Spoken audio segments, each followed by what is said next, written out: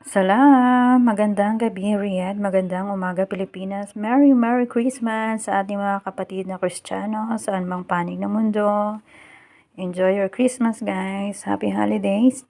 At dahil may bisita kami kanina, binigyan ako ng friendship ni Mama nito. Hadiah daw niya sa akin.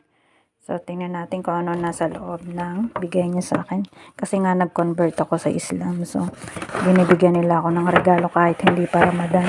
So, ayun, perfume pala ulit. Kasi last time may nagbigay din sa akin ng perfume at cash naman. So, ito, bigay ni Mama Nura Lisa, perfume. At ano pa itong nasa loob?